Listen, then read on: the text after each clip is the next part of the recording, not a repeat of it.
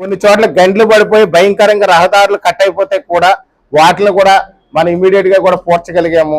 అదే విధంగా వరదల్ని నివారించడానికి తగు జాగ్రత్తలు తీసుకుంటూ ఎక్కడికక్కడ బీచెస్ ఎక్కడైతే పడినాయో ఇసుక బస్తాలతో మనం కట్టలుగా వేసి కూడా ప్రజలకు ఆపద రాకుండా కూడా నివారించగలిగాము. కొన్ని చోట్ల పూడికలు దీక గత 5 ఏళ్లుగా కాలువల పూడికలు దీక ఈ వరదలు ఎక్కువైపోతుంటే కూడా మిషన్లన్నీ కూడా పెట్టి జేసీబీ మిషన్లు అయ్యి పెట్టించి ఈ యొక్క లోకల్లో సొంత ఖర్చులైనా సరే పర్వాలేదు అనుకుంటే కూడా చాలా కాలువలు కూడా పూడికలు దించి ముంపు నివారణ నుంచి కాపాడగలిగాము. ఇలా పలు కార్యక్రమాలు చేశాము. అదే విధంగా చూస్తే మన రాజానగరం నియోజకవర్గానికి పాలిటెక్నికల్ కాలేజ్ కావాలని చెప్పి రాగానే ఒక ప్రపోజల్ పెట్టాము. అది కూడా ఇప్పుడు శాంక్షన్ అయింది. శాంక్షన్ అయ్యి బిల్డింగ్ కూడా ఫైనలైజ్ చేశారు. నిన్న రాజానగరం హై స్కూల్లో ఉన్నటువంటి 6 గదుల్ని మనం ఫైనల్ చేసి డిపార్ట్మెంట్ కూడా జిల్లా పరిషత్ వారు కూడా అంగీకరించి తాత్కాలికంగా తరగతి గదులు పెట్టుకోవడానికి కూడా అంగీకరించారు.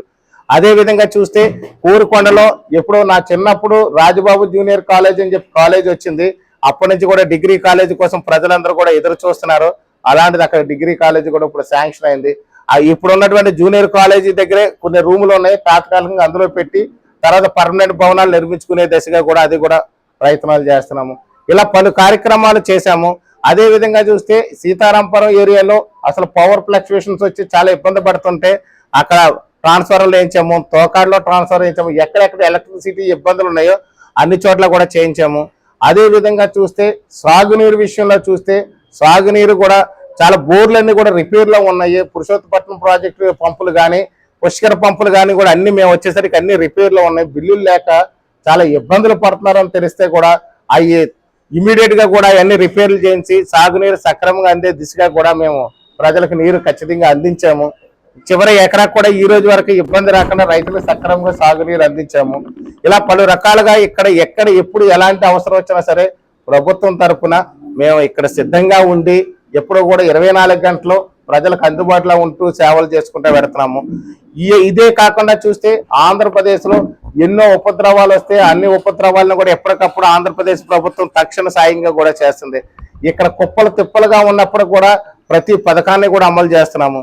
ఏది సూపర్ 6 లో ఇంకా మిగిలిన పథకాలు కూడా చూస్తే గ్యాస్ సిలిండర్లు అనే పథకం కూడా మేము 3 సిలిండర్లు ఇస్తామని చెప్పి మహిళలకు మాట ఇచ్చాము.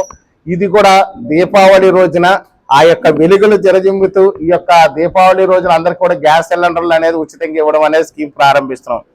అదే విధంగా ఎన్డీఏ ప్రభుత్వం రాకముందు ఈ యొక్క వైసీపీ ప్రభుత్వం ఉన్నప్పుడు చాలా మంది తెలుగుదేశం వాళ్ళకి, అదే విధంగా చూస్తే జనసేన వాళ్ళకి, బీజేపీ వాళ్ళకి కొంతమంది సామాన్య ప్రజలకు సైతం పెన్షన్లు ఇవ్వకుండా కూడా వేధించారు. ఎవరైతే వైసీపీకి ఫేవర్ గా లేరో వాళ్ళందరూ కూడా పెన్షన్లు ఇవ్వకుండా ఆపేశారు. అలాంటి పెన్షన్లన్నీ కూడా మరో నెల రోజుల్లో ఈ పెన్షన్లన్నీ కూడా కార్యక్రమాన్ని మనం స్టార్ట్ చేయబోతున్నాం. ఏదైతే తల్లికి వందనం ప్రతి బిడ్డకి 15,000 రూపాయలు చొప్పున ఎంతమంది పిల్లలు ఉంటే అంతమంది పిల్లలకి కూడా డబ్బులు ఇస్తామని చెప్పాము. ఆ పథకాన్ని ఖచ్చితంగా జనవరి లోపల ఖచ్చితంగా పథకాన్ని మేము అమలు చేస్తామని చెప్పి సందర్భంగా తెలియజేస్తున్నాం. అదో విధంగా చూస్తే రైతులకు ఏదైతే 20,000 రూపాయలు ఇస్తామన్నామో డిసెంబర్ లోగా కూడా 20,000 రూపాయలు ఇస్తామని చెప్పేసి సందర్భంగా తెలియజేస్తున్నాం. చాలా మంది ఏమన్నారంటే ప్రభుత్వం రాగానే పథకాలు ఎందుకు ఇవ్వలేదని చెప్పేసి కొంతమంది ప్రతిపక్ష నాయకులు మాట్లాడుతున్నారు. కానీ నిజానికి ఆ వైసీపీ ప్రభుత్వం ఏర్పడిన తర్వాత ఎంతకాలానికి పథకాలు అమలు చేశారో ఒకసారి చూసుకోండి. ఆ పథకాలు చూసుకున్న దానికంటే కూడా 3 నెలలు ముందుగానే మేము పథకాలన్నీ కూడా అమలు చేస్తున్నాము. ఎందుకంటే సుమారు 12 లక్షల కోట్ల రూపాయలు అప్పులతో అప్పగించినటువంటి ఆంధ్రప్రదేశ్ని చూసాం. రైతులకు కూడా 1,674 కోట్ల రూపాయలు పెండింగ్ అప్పులు పెట్టేసి వెళ్ళిపోతే రాగానే ఈ ప్రభుత్వం రాగానే 1000 కోట్ల రూపాయలు రైతులకి బాకీలు అన్ని కూడా చెల్లించాము. మరొక 674 కోట్లు కూడా మేము చెల్లించి రైతులకి బాకీలు లేకుండా కూడా ధాన్యం బకాయిలు అన్ని కూడా చెల్లించడం జరిగింది. ఇప్పుడు అదే రైతులకి ధాన్యం కొనుగోలు చేసిన వెంటనే ప్రభుత్వం 48 గంటల లోపల కూడా మేము చెల్లిస్తామని చెప్పి కూడా స్పష్టమైన హామీ ఇచ్చాము. దాన్ని ఖచ్చితంగా ఇంప్లిమెంట్ చేస్తాము. తాగునీరు విషయంలో కూడా చాలా ఇబ్బందులు ఉన్నాయి. ఇప్పుడు తాత్కాలిక మరమ్మతులు చేపట్టి తాగునీరు అనేది సప్లై చేస్తున్నాం. పూర్తి స్థాయిలో రాజానగరం నియోజకవర్గంలో తాగునీరు కోసం 270 కోట్ల రూపాయలతో ప్రణాళిక సిద్ధం చేసాం. ఈ ప్రణాళిక శాంక్షన్ స్టేజ్లో ఉంది.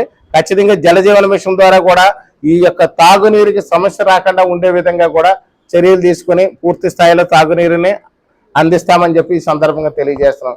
సాగునీరు విషయంలో కూడా కాలువలన్నీ కూడా పూర్తి స్థాయిలో పూడికలు తీసి కంప్లీట్ గా మోటార్స్ అనేది కూడా రీప్లేస్ చేస్తాం. న్యూ మోటార్లు రీప్లేస్ చేసి చక్కగా మేము 2 పంటలకు కూడా 1 ఎకరానికి కూడా ఇబ్బంది లేకుండా ఉండే విధంగా కూడా నీళ్లు అందించే ప్రణాళికలో ముందుకు తీసుకెళ్లాము. రాజానగరం నియోజకవర్గంలో సుమారు 2,000 కోట్ల రూపాయలతో అభివృద్ధి పథకాలకి అన్ని కూడా ప్రణాళిక సిద్ధం చేసాం. త్వరలో ఒకటి ట్రాక్ మీద తీసుకొచ్చి మరొక 6 నెలల్లో అద్భుతమైన రాజానగరాన్ని తీర్చిదిద్దడం మొదలవుద్దని చెప్పి ఈ సందర్భంగా తెలియజేస్తున్నాం. ఇండస్ట్రియల్ పార్క్ ను కూడా మేము ఒక ఎలక్షన్ ముందు చెప్పడం జరిగింది. త్వరలో ఇండస్ట్రియల్ పార్క్ కూడా జనవరి తర్వాత ఇండస్ట్రీస్ వాళ్ళు ఇప్పటికే మేము సంప్రదించాము. చాలా మంది రావడానికి సిద్ధంగా ఉన్నారు. వాళ్ళందరూ కూడా జనవరి తర్వాత ఫుల్ ట్రాక్, గవర్నమెంట్ ఇంకా ఫుల్ ఫ్లెడ్జ్డ్ గా ఎస్టాబ్లిష్ అవ్వలేదు. ఇంకా ట్రాన్స్ఫర్ సార్ట్లో ఉండడం వల్ల ఇంకా కొన్ని ఇబ్బందులు ఉన్నాయి కాబట్టి ఇంకా పూర్తి స్థాయిలో మొదలవ్వలేదు.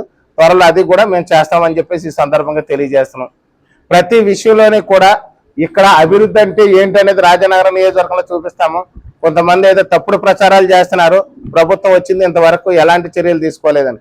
కానీ నిజానికి గత ప్రభుత్వం ఈ ప్రభుత్వానికి కనుక చూసుకుంటే వాళ్ళ యొక్క అచురాచుర ప్రభుత్వం, ఇది వచ్చి దేవతల ప్రభుత్వం అని చెప్పేసి ఈ సందర్భంగా నేను తెలియజేస్తున్నాను.